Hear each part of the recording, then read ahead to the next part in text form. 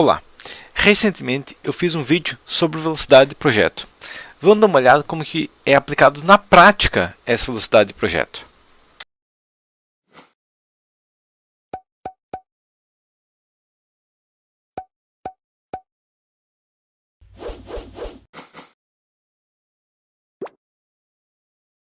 A primeira questão sobre um projeto é que um projeto que está alinhado, que o engenheiro sabe o que está fazendo, utilizando as ferramentas adequadas, vai fluir muito rápido, ok?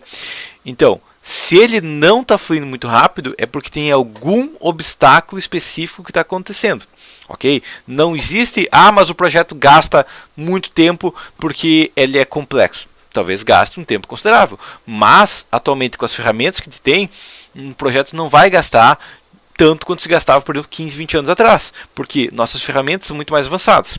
Essa que é a questão. Sabendo isso, então, se encontrar um obstáculo, significa que esse obstáculo apareceu já antes, é um obstáculo que já começou antes, que já vem de antes de algum outro problema, ok? Bom, primeira questão, onde você vai fazer o projeto? Onde que vai ser feito em si o projeto? Ok? Essa é a questão principal, porque existe um local correto para fazer um projeto, tá? E não é em um software, e não é em um computador, e não é em um escritório, e não é em nenhum desses pontos. Onde que deve ser feito o projeto? O que é um projeto, para começar a história, para a gente entender melhor? Um projeto é você passando as ordens de como deve ser executado algo, ok? E isso que é um projeto, é ordens de como vai ser executado. Quem que passa as ordens de execução? O projetista. Não é o computador projetista? Não, é o projetista. Não é o software do projetista? Não, é o projetista. Então, a concepção deve ser feita na cabeça do projetista e não em nenhum outro lugar, ok? Não existe nenhum outro lugar que um projeto deve ser feito, apenas na cabeça do projetista, ok? Ele pode utilizar outras ferramentas, com certeza, não é pecado utilizar outras ferramentas, a questão é, a base deve ser feita na cabeça do projetista, ok?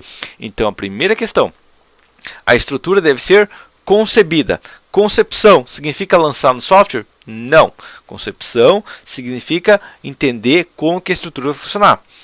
Imaginando, por exemplo, um prédio de concreto armado. Que tipo de pilar utilizar nessa obra? Faz o pré-dimensionamento, que nem eu falei no primeiro vídeo. Que tipo de viga? Que tipo de fundação? Que tipo de laje vou utilizar? E assim por diante, ok? Então isso é a concepção que você vai fazer na sua cabeça antes de pensar no software, ok? Daí você vai abrir o software depois e pode até começar o lançamento, tá? Mas a concepção é entender como a estrutura vai funcionar, é na sua cabeça, se vai precisar de viga de transição ou não, se os vãos são adequados para a estrutura e tudo mais, se vai ser concreto armado, se vai ser concreto protendido, se vai ser estrutura metálica, isso aí é questão da sua concepção, ok? Agora, a segunda parte da estrutura é, sabendo que você quer uma estrutura que seja feita de maneira eficiente, mas também que tenha uma certa agilidade durante o projeto, você vai ter que utilizar um software. Utilizar software é pecado? Não, não é pecado. Qualquer engenheiro que trabalha com vários projetos vai utilizar um software e não é problema usar um software, ok? O problema é, ao invés de você utilizar o software e você controlar o software controlar você, que é uma coisa que acontece muito. Ou você ser escravo do software, é uma coisa que infelizmente acontece muito. Que é o que é isso aqui? Basicamente, você tem uma peça a ser calculada, uma viga concreto armado, um pilar concreto armado, uma viga metálica, alguma coisa assim, e digamos que você passe para o engenheiro fazer essa estrutura, tá? Calcular uma viga. Se você tirar o computador dele, ele consegue fazer? Se não, ele é escravo daquele software. Okay? Ele é escravo de algum software que faz por ele, ok? E por que ele é escravo? Porque o software é dono do emprego dele. Se você tirar o software dele, você tira junto o emprego dele. Então, na verdade, quem calcula é o software. Essa que é a questão. Tá? E na prática, a gente sabe que o software não calcula, porque senão as pessoas contratariam o software para fazer o projeto, ok? Então, esse é um motivo. Você não pode jamais ser limitado ao software, ok? O software é uma maneira de agilizar uma situação. Vou dar um exemplo teórico. Imagina que uma criança foi atropelada. Bom, não precisa atropelar porque tem casos especiais, tá? Imagina que uma criança está doente e tem que ir para o hospital. Rápido, ela está morrendo, ok? Você vai carregar ela num carro ou na mão até o hospital? Você vai carregar ela num carro. Sim, com certeza. Tá? Mas a questão é, Se você estiver andando, está a 500 metros do hospital e o carro apagar, você vai tentar consertar o carro, você vai pegar aquela criança e levar na mão do hospital. A não ser que você seja um mecânico, você vai pegar a criança e terminar na mão. Tá? Essa que é a questão.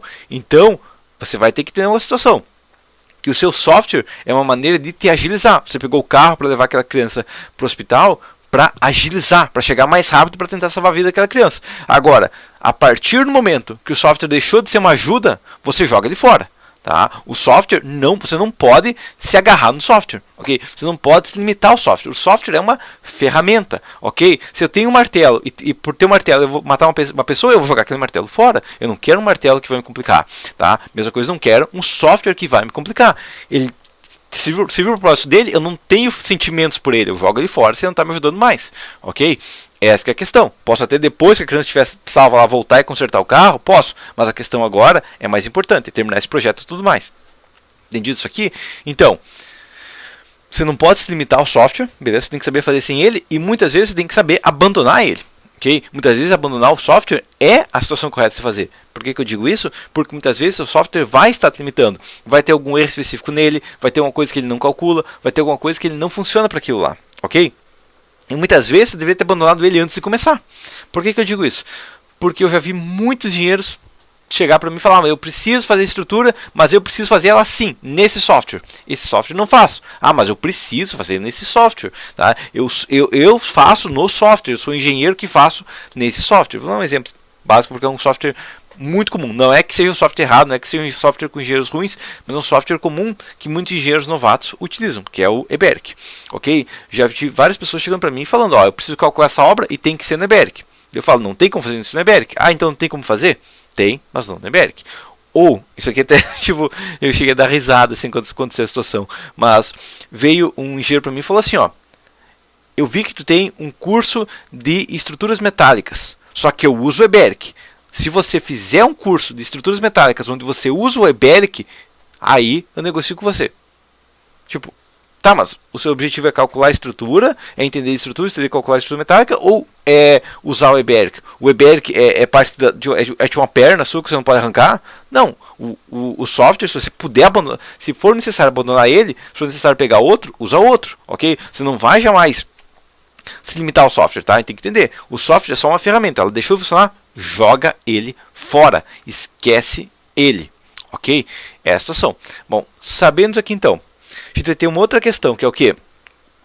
Você tem que entender a sua ferramenta, beleza? Falei nesse primeiro vídeo, mas muitas vezes você vai ter um software que é muito bom numa situação e muito bom, mas não bom na outra. Tá? Vou até dar um exemplo no meu caso. O CPCAD, ele tem um dimensionamento muito bom se você souber trabalhar com ele, mas eu pessoalmente considero que o detalhamento dele não é muito bom. E eu uso ele, mas eu não gosto do detalhamento dele. Ou o CIP 3D, também não gosto do detalhamento dele, mas eu utilizo ele. Por quê? Porque eu vejo que pelo conhecimento que eu tenho nele, o dimensionamento nele é eficiente, ok? Eu consigo dimensionar a estrutura, consigo fazer o cálculo de maneira muito rápida e depois quando eu confiro na mão, dá um resultado muito próximo. Significa que a estrutura consegue trabalhar da maneira que eu estava pensando dentro do software, ok? Então eu continuo utilizando ele. Talvez tenha algum software melhor, talvez, tá? Talvez tenha softwares que detalhem melhor, fazem as duas funções juntos, mas a questão é, eu não vou me limitar a um caso ou outro, tá? Eu tenho uma ferramenta, ela funciona, eu uso ela, tá? Talvez tenha outra ferramenta melhor, talvez, mas se eu já tenho essa, eu uso essa desde que eu saiba que ela funciona, ok? Se ela não funciona, eu jogo ela fora, mas se ela sabe que ela funciona, eu uso, tá? E que entra outra questão. Você não pode se limitar em querer fazer tudo num software só, tá? Que é outra limitação, como eu falei. Não funciona, joga ele fora. Então, imagina que você tem um software, no meu caso, que dimensiona muito bem, não detalha bem. Dimensiona ele num software e detalha em outro, não precisa detalhar tudo junto, ok? Ou, alternativamente, você tem um software que dimensiona bem e um software que dimensiona mais ou menos, mas o detalhamento é muito bom. Qual você vai utilizar?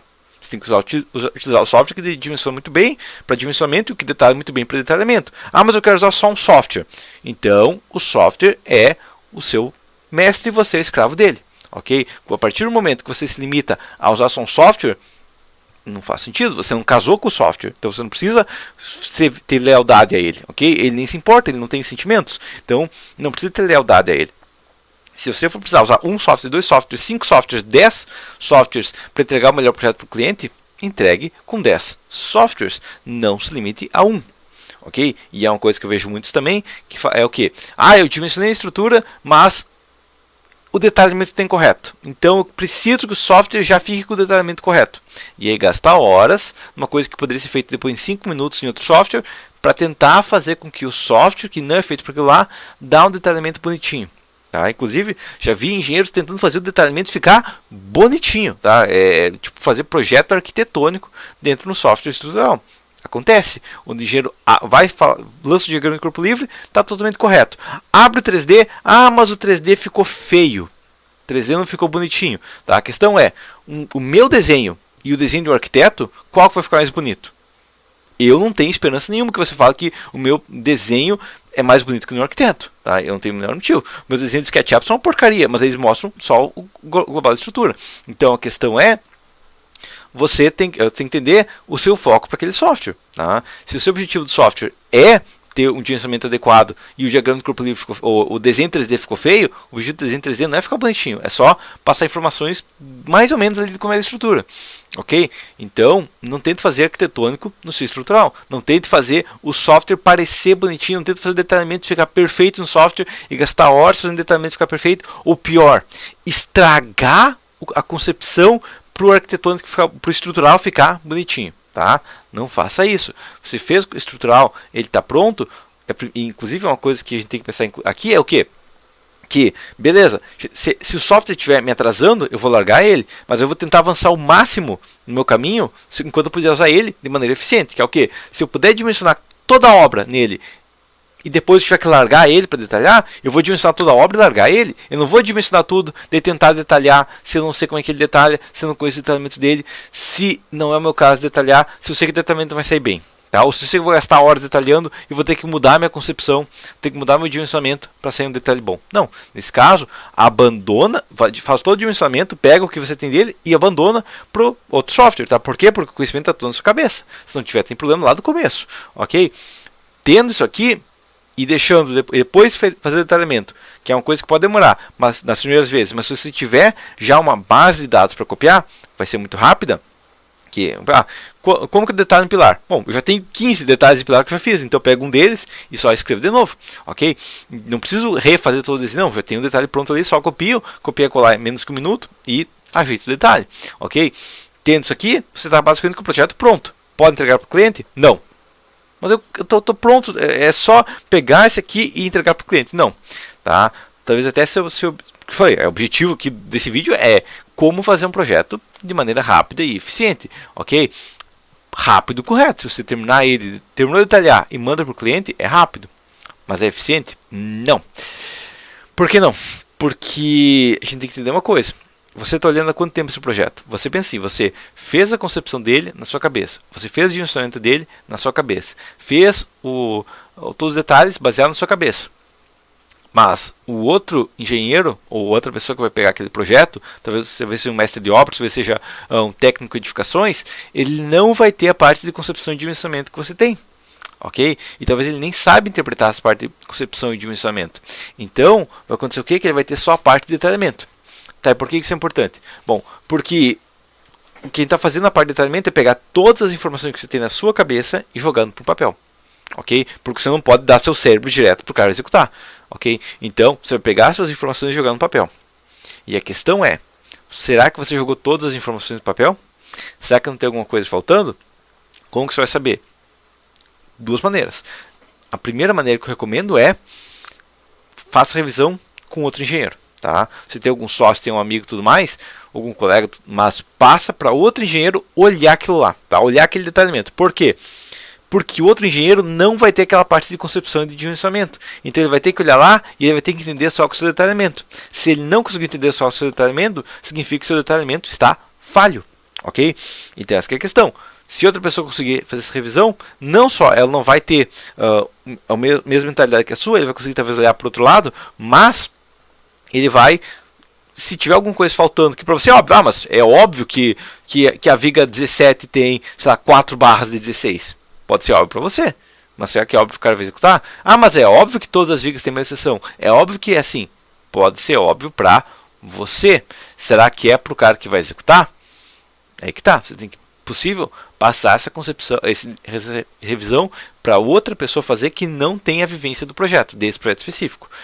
Ah, mas eu não tenho outra pessoa, tem que ser eu mesmo. Beleza. A questão que você quer é uma pessoa com a maior variação possível de você, quando terminou o projeto. Como você pode fazer isso? Se é você mesmo, deixa o projeto acalmar. Ok? Tá, mas eu preciso entregar isso aqui rápido.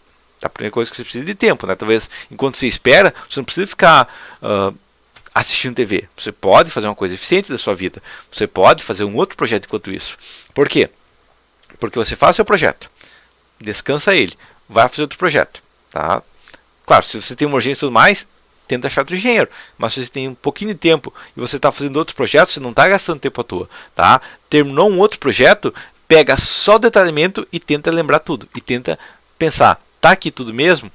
Porque aí você vai ter desligado um pouco, você vai ter jogado um pouco do seu conhecimento recente para o conhecimento antigo, então você não vai ter, e uma parte vai ter apagado da sua memória sobre aquele projeto. Então agora você vai olhar o detalhamento e vai ter maior chance de encontrar alguma falha nele. Entendido? Deixa um tempo ou passa para outro engenheiro, qualquer um dos dois casos funciona, certo? Feito isso, você vai conseguir ter uma velocidade muito boa dentro da execução de projetos, tá? E entendido essa parte aqui e não se limitando jamais nessas coisas que não é do seu controle, você vai ter uma velocidade muito boa, tá? Jamais se limite para o software que você usa, jamais se limite para o conhecimento que você tem, jamais se limite na maneira que você dimensiona, jamais se limite na maneira que você detalha, tá? E jamais se limite no seu conhecimento, porque aquela primeira parte de pré-dimensionamento e a parte de não querer abandonar o software são os dois principais motivos que eu vejo o projeto enrolando e vai enrolando, ok? Ou, isso pode acontecer também, isso é uma coisa que pode acontecer nos seus primeiros projetos, é que aquele cara que vai revisar, se você tem algum cara, talvez você converse com ele antes de terminar o projeto, por quê? Porque talvez ele tenha alguma visão diferente também, tá? Mas é o caso de primeiros projetos, não é o caso já de executar com experiência, tá? Que é quando ele vai executar rápido, só quando a gente já tem uma certa experiência, beleza? Mas por enquanto seria isso, até a próxima.